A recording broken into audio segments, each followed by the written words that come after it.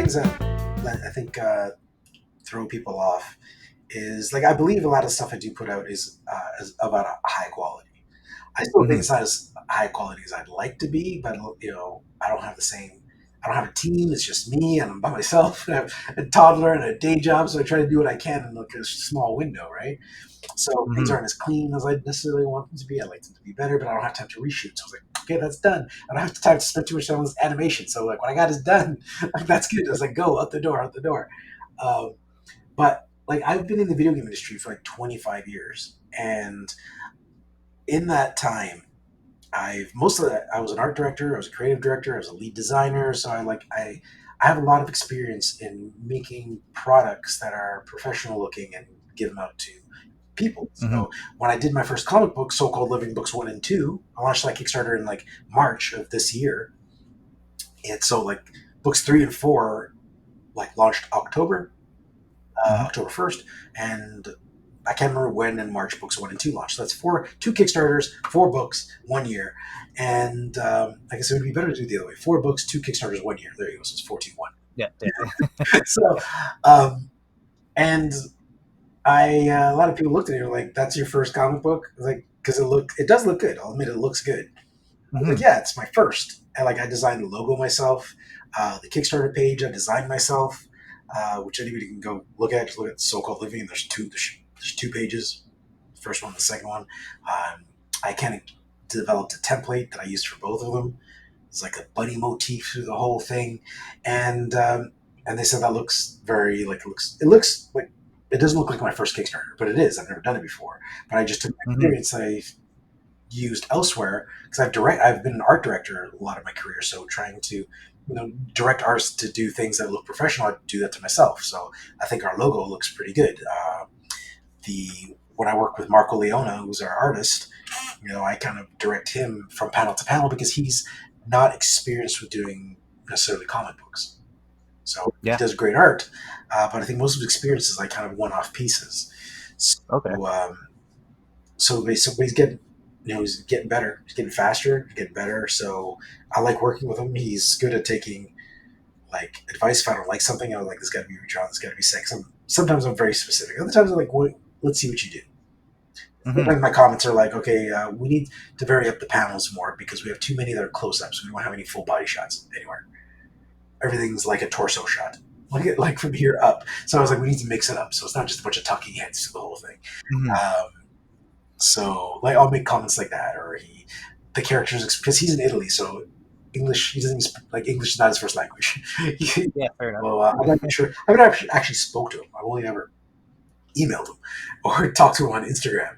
So Hmm. for all I know, he doesn't speak a word of English, but he translates what I tell him. Okay, and there's sometimes things are lost in translation, so I have to like redraw over his things. I was like, no, that's you drew him looking angry, but he's not angry. He's like frightened. He's saying these things that might read as angry, but he's actually frightened saying it, or he's like because he's pretending to be macho, but he's not, and should needs to read in his body language that he's like actually terrified.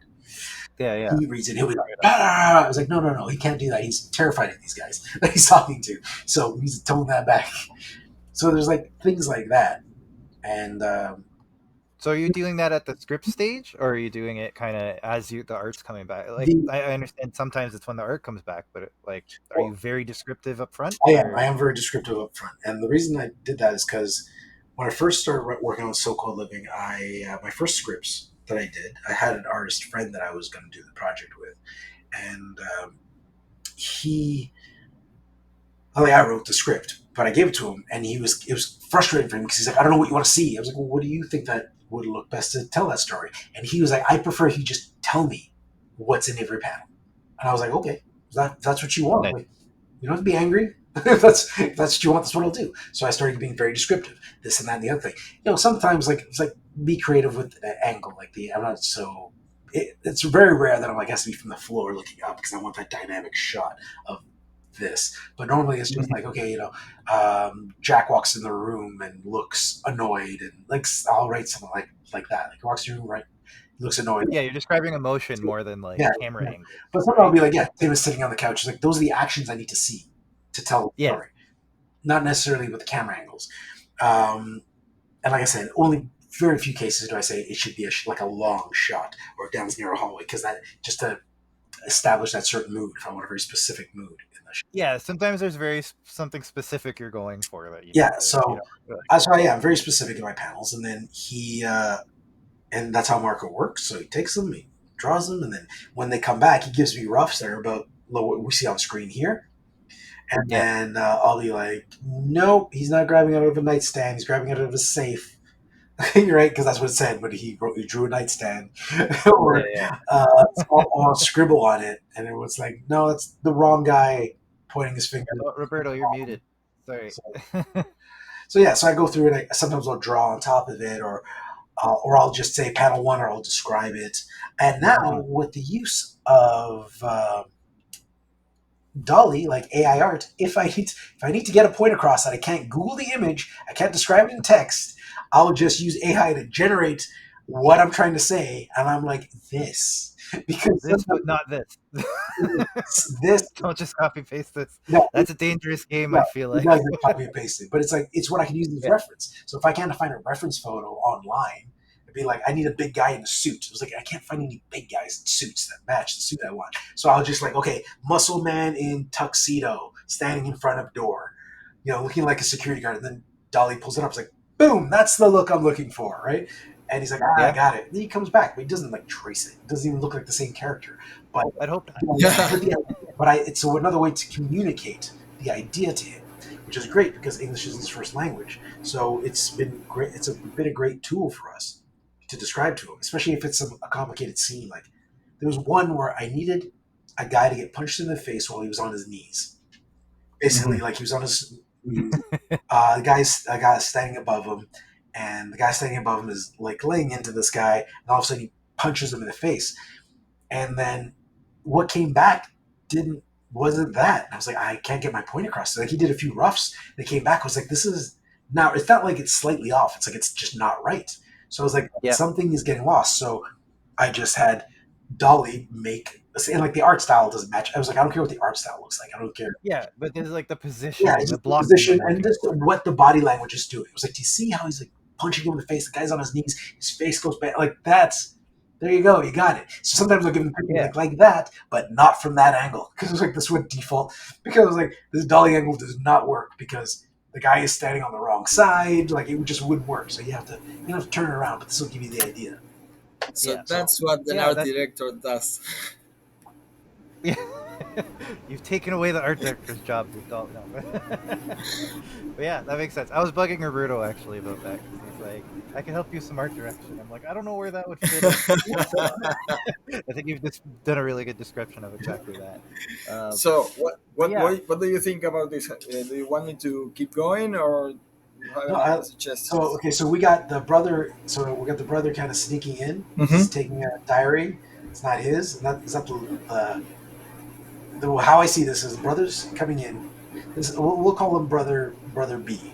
It's not his diary. yeah, Brother B brother A, back brother there B. steal is being nosy. Brother A confronts me like, "Hey, jerk, that's my diary," and then he's like, "Give it back." That's the next panel, right? And yeah, and it's like, "No, I'm not going to," and he whips him across because he's the bigger brother. And he's like, "No, don't open it," and he does, and it's like, "Your face, monster, boom." That's how I see that story. That's a good story. I think it works. It works Yeah, really well. that works for me. It's really nice when it comes together. So so clear. So I have a couple of questions for you. You said you were from London, Ontario, right? I'm from Toronto. Oh, I'm in London, Ontario now. I like to emphasize that okay, because okay. And you work in the gaming industry, yes, so you work for the Digital Extremes that is there in London. no, but I do know a lot of people from Digital Extremes. I'm actually close friends. Like I know the owner. I'm friends with the president who just stepped down. Like I'm close friends with him, so I know a lot of people that work there. Actually, I just had coffee with a programmer that used to work there who just started up his own company. So yeah, I know a lot of people there, but I've never worked at Digital Extremes. Um, how do you know Digital Extremes? Uh, just for googling and companies that hire artists. Oh yeah. So yeah, digital streams, they have great parties. Their parties are huge. Um, I so even applied for a couple of jobs on LinkedIn from uh, live streams, but I never got a call. oh, bummer. No Yeah, worries, no worries, no worries. I've always had a job in like I never applied to DE. I had a job with Sandbox Studios, which was a small studio. They called me when I lived in Toronto. They called me up. They were a small startup in London, and they said we need an animator, and I said no. And they called me two times after that. They're like, okay, we need somebody, and I was like, okay, fine, I'll go. I'll give it a go. So I came and I tried it for 2 days. And I was working in advertising at the time, and my boss was pretty cool. He's like, "Okay, go try it out. If you like it, stay there. If you don't, you got a job when you come back on Monday." So, all right, great. So I came to London Thursday and Friday. I liked it. Told my boss, "I'm going to be taking the job." They made me a good deal, so I came here. And because I said no so many times, what I ended up doing was actually Game Boy Color. Because originally I was working on PC. I was going to be working on PC as an animator. Um, I can't remember. It was like Matchbox.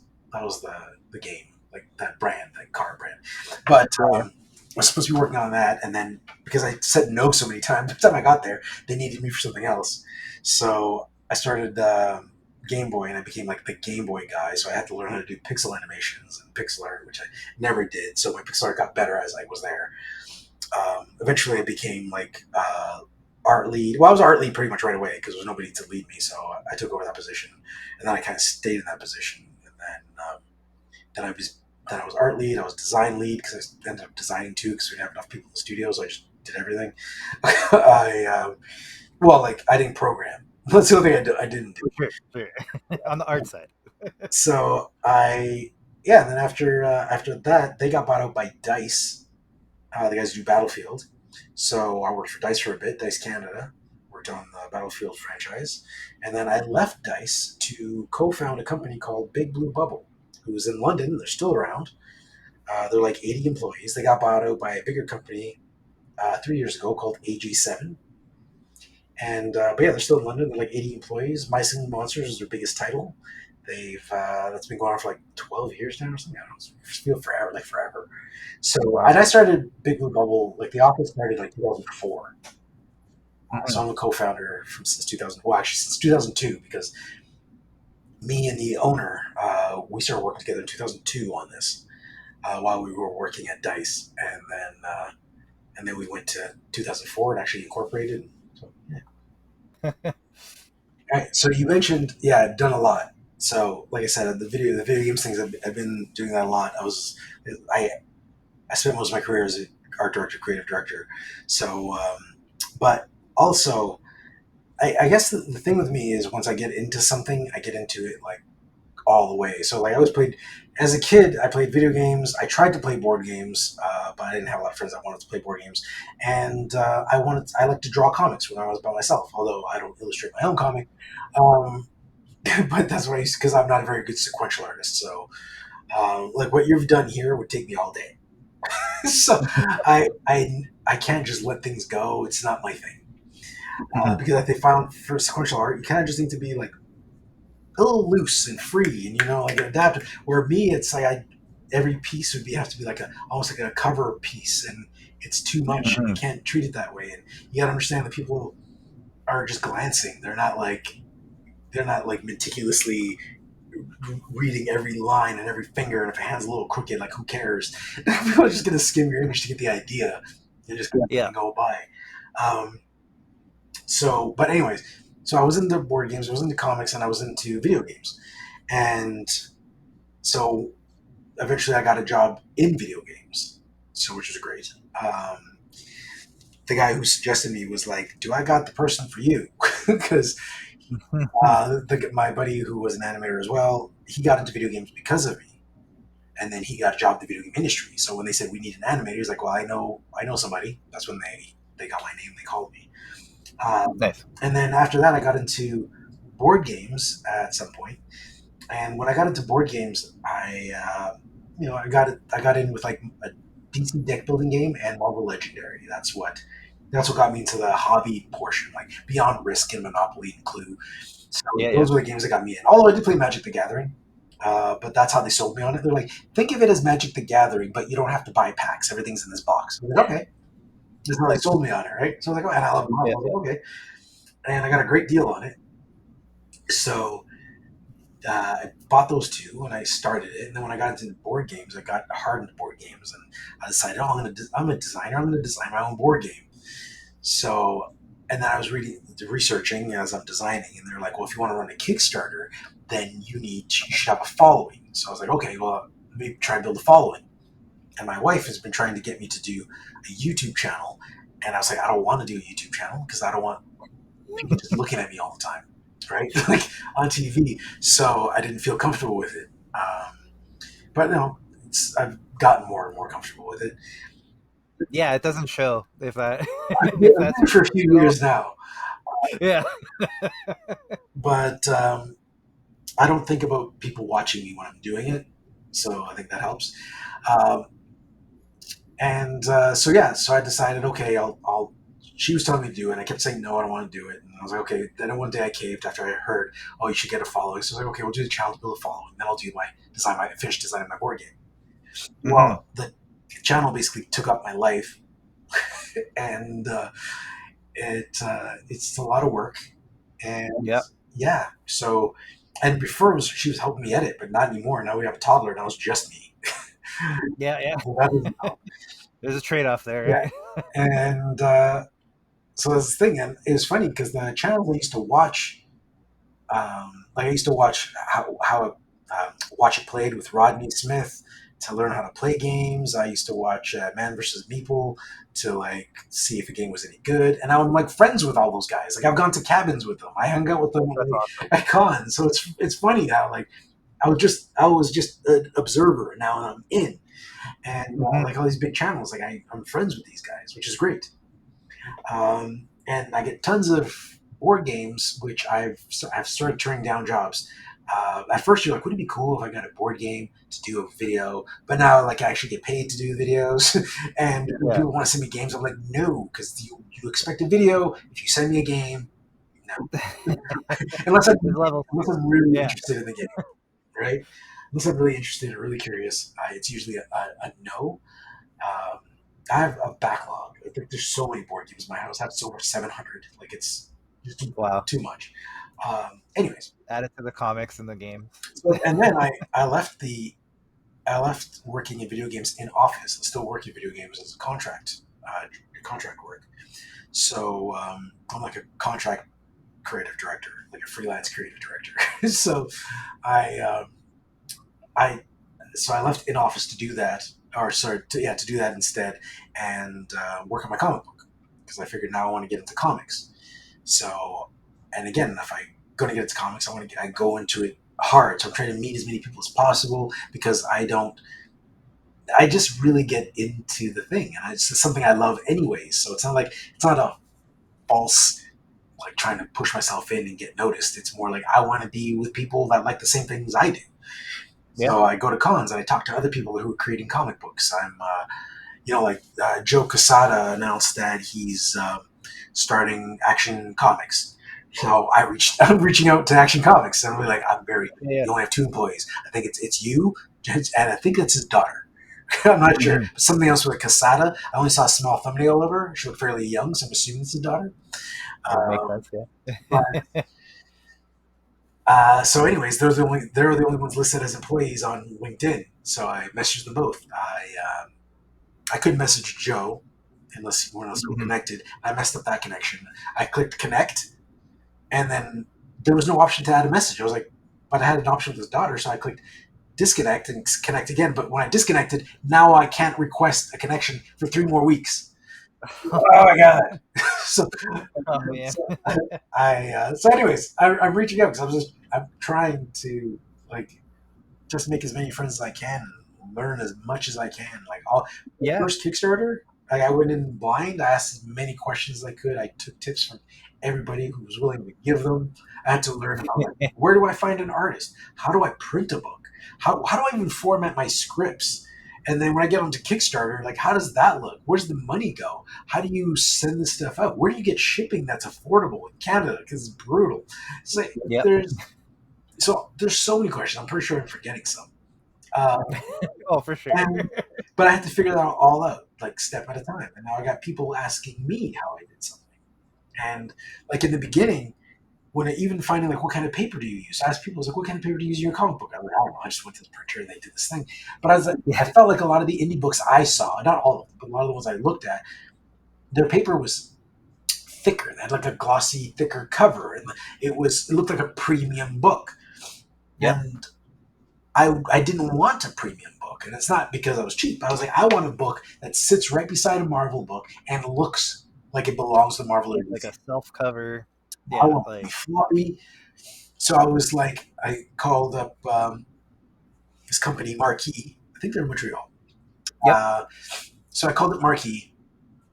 They sent me some samples. The first guy sent me samples. It was, I think you must have sent these to the wrong house because they didn't match anything I wanted. But I called them back, and she's like, "Yeah, that's all wrong." And then she sent me a new batch of samples. So I was like, "Okay, cool. What I want is, what's the thinnest paper you have? Send me sample for the thinnest paper you have that can be color." And so she did, and I was like, "All right, that's what I want." And I had like my Spider-Man book, and I had my like the sample, like It's like it feels he's accurate. like, "Oh, we can use nice glossy cover." I was like, "Nope." I was like, "I want this like what is this silk matte or whatever you call it, the silk Yep. finish. That's what I want. The lamination and Yeah, I don't want yeah. I don't want anything special." I was like, "I want it to look." I was like, "The book you sent me looks great, but it looks too great. I need it to be. You need to bring down the grade a bit." And then I finally got it. I was like, "Yes, nailed it." Nice. So, so-called living issues 1 and 2 are the floppy I want. That's the standard covers because I have like the standard covers, which are drawn by Marco Leone. I have the elite covers, which are guest artists that come on to do those, and those the inside is the same, but the cover is a little thicker and it has a matte finish, and it's limited run. So I did a thicker cover for a special because it was special, so I wanted to do a little bit more. So it costs a little bit more. It's a limited run. I had to pay for extra artists, so I charge a little bit more for the elites. And then above that is the now, if people who get this will get it, I have a badge on these books. They're called the obligatory sex pod editions, which means it's sexy covers of situations that are inside the book. The book, just so you know, anybody's listening, there's nothing sexy about so-called living. But these two covers on the obligatory sex pod editions are sexy.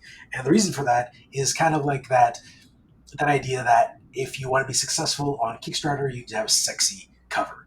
So I was like, well, okay, we'll do it, and I want to be upfront about why we're doing this. That's why there's a badge on it that says obligatory sex pod edition. Nice. And the first two covers, they were characters that were kind of like, imagine like sexy cosplay versions of plain Jane characters that were in the book.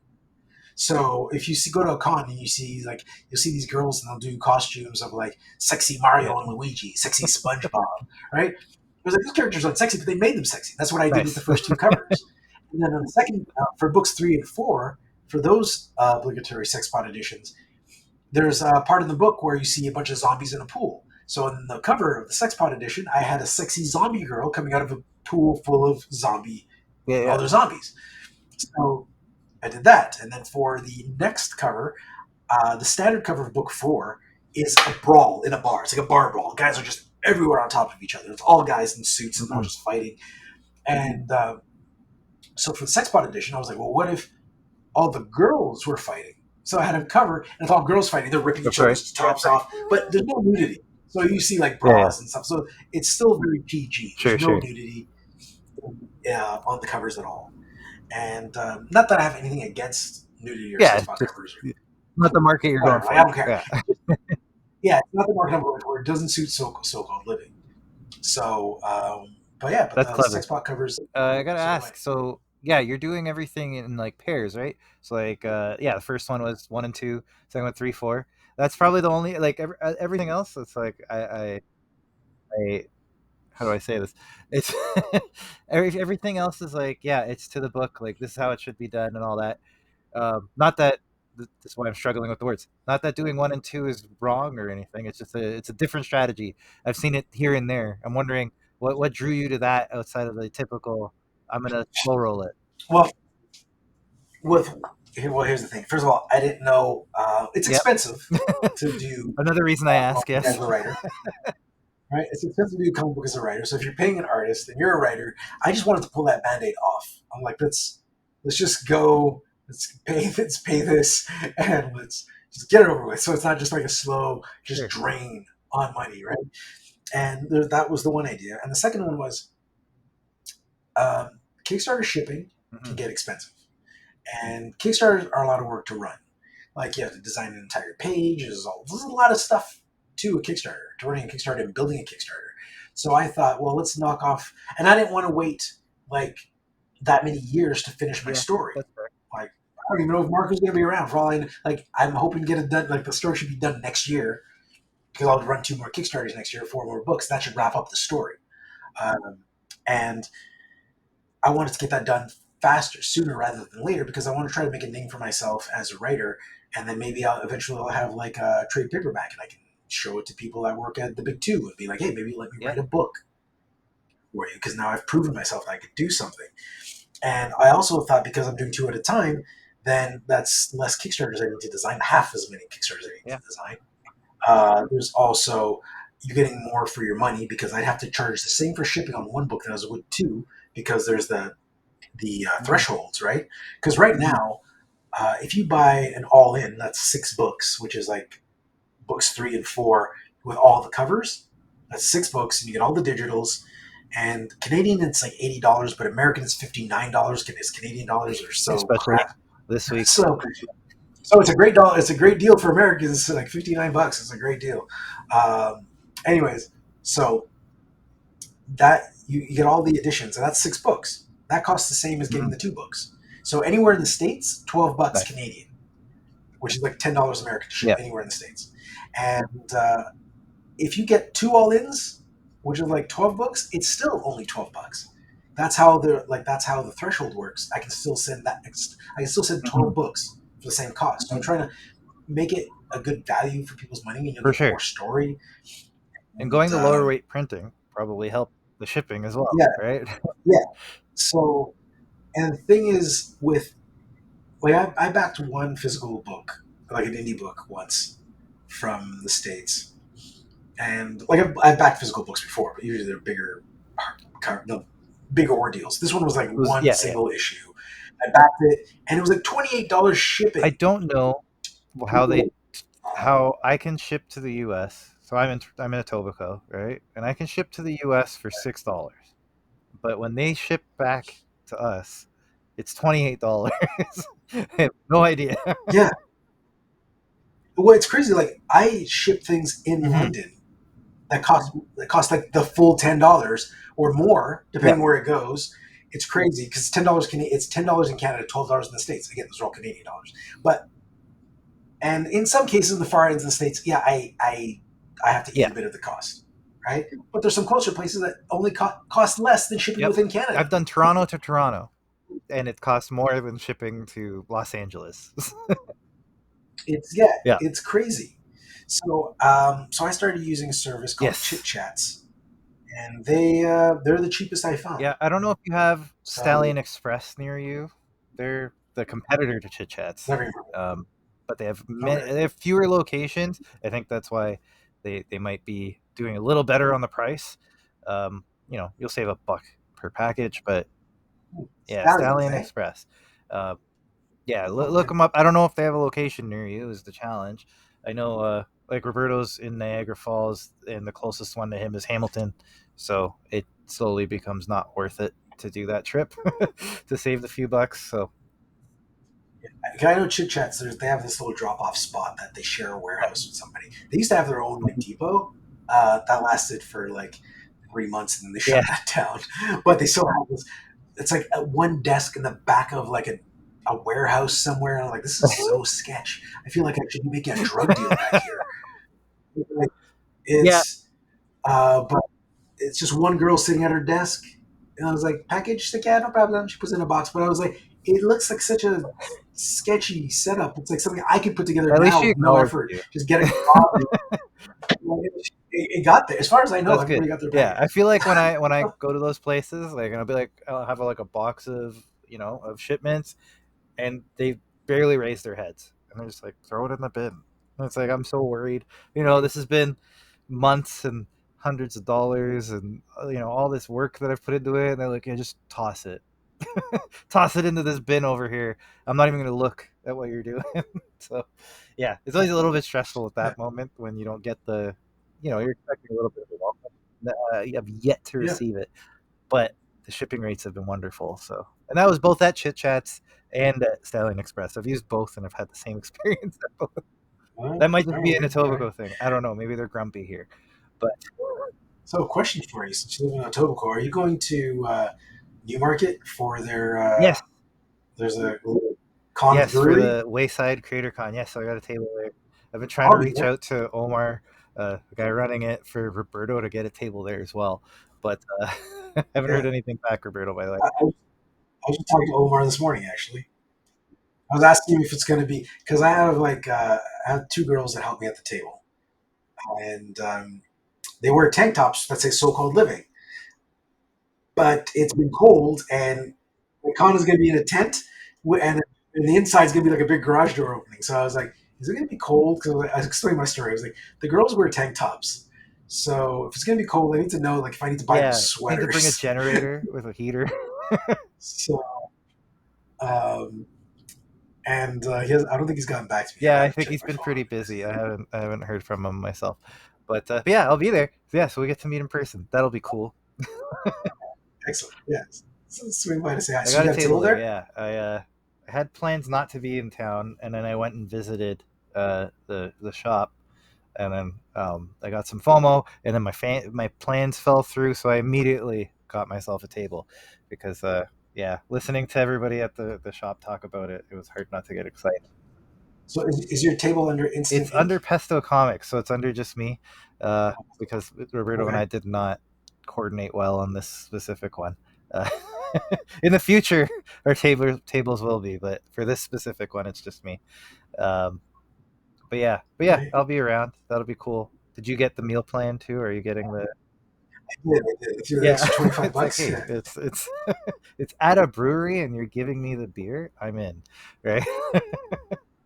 How could you pass So, that up? it should be good. So I'll probably be in Toronto the day before. I'll just Nice, visit my mom because my family's still like I was born and raised in Toronto, so my family's still in Toronto. Like I was there for right on. Thanksgiving, and so I'll be going. I'll probably go the day before, say hi to my mom, pick up our second buddy girl because usually when we do cons around London, it's my friend Jess and my Mhm. wife Brittany that are they're the bunny. I say the bunny girls because they wear bunny ears. They have tank tops that Nice. say "so-called living." So they're the bunny girls. That's what they're known of because there's a bunny. There's kind of this bunny underlying story to Right on. so-called living. That's like in a world full of monsters because the book like there's vampires, there's werewolves, there's zombies, there's just monsters everywhere. But it's not an apocalypse. It's just like our world. So everybody's okay with these monsters. Nobody's afraid of them. They're just like you could be a vampire. Roberto could be a werewolf, and I know that. And we're having this Nice. podcast, and it's fine. We're okay with each other. I'm what you would call a normie because I have no special powers.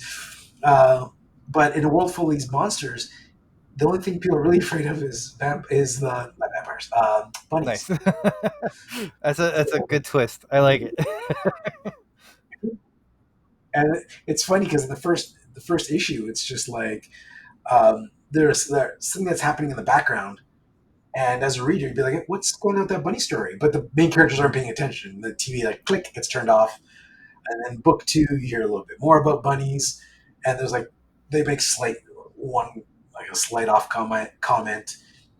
I'm not going to ruin anything for anybody's read it, but they'll just make a one off comment on the bunnies. You're like, what's with the bunnies? But you'll learn a little bit more and more and more about how bunnies interact with this universe. The more books you Nice. read, so when you get to books 3 and 4, you'll it's know your it's even more. your little subplot you got going on. Yeah. Yeah, I think the most bunny action you're going to see is it'll be book. I think it's 6 or 7. Definitely 6 or 7. There's You a get a there's a lot of payoff bunny action in somewhere in those. there. Right on. Yeah. That's awesome. Sorry, sorry, 5 or Five or 6, six. 5 Okay, 6, so not the 6, 7, next 5 set 6. that's coming on the next Kickstarter. Yeah, the next set. Right The on. next set. And so, do you have plans for that? Do you know when that's ready to launch? Or That's probably going to be right like on. May. assuming everything according to goes plan. going to plan, because like it's not like Marco started drawing those yet. So I have to clean up the script so I Yeah. can give it to him, because the scripts are written, but they're not written in a format that somebody, even somebody that spoke English, could read and like I understand what you're saying. So I need to put them in a format where even somebody who could read English would understand. Okay, I get it. Somebody who doesn't read English can be like, Yeah. yeah, yeah, I understand. Google Translate It's has an early explained that to me. draft, I basically. understand. Yeah, it's like I got a beginning and an end. It's broken up into Yeah. pages. Mind you, when you get to book 8, it's not broken up into pages. It's just like a stream Sure. of consciousness that I have to clean up. So book 8 might be a Right thick book. We'll see. We'll see how that goes. on. No, that's awesome though. I like the so yeah. So when you initially wrote it though, did you do it issue per issue, and Yeah, I did the issue per issue, but the the way this file was just a mess. It was just like bad. It was like just dialogue with no names, because I started might have put a name and then I was like, okay, I'll remember who's yeah, going yeah. bam, bam, And then bam. when you This is went the back, flow. you're like, oh, I wouldn't go into detail in the panels. I was like, okay, yeah, Jack gets bit by a vampire. That's like one quick note, and then it go, and it's like, and then I put another description at some point down below. But or sometimes I might put a little bracket that's like, oh, Jack is saying this, and he's scared, or looks sarcastic. I might make a little note, but I just keep going, and I try not to worry too much about how it's formatted, so I can just kind of yeah. get the idea out. Um, because the way I write is I plot out Mm-hmm. the big points, like the big turning points in the story, the big events, but then the path from like A to B, I don't. I just put the characters in the sandbox of a world that I've Interesting. created, and I let them naturally react to each other. It's like, how would this personality talk to this personality? How would they react to this, them doing this? So I try to make it natural, and as long with the idea that it's all going to lead to this Yeah. point, but how to get there It's is almost like totally a different. hybrid approach, right? Like you have your very what's the word? Like loose outline. Not even an outline from the sounds of it. Just kind of like here's the premise, and then you just kind of run with it, right? Like right on. Yeah.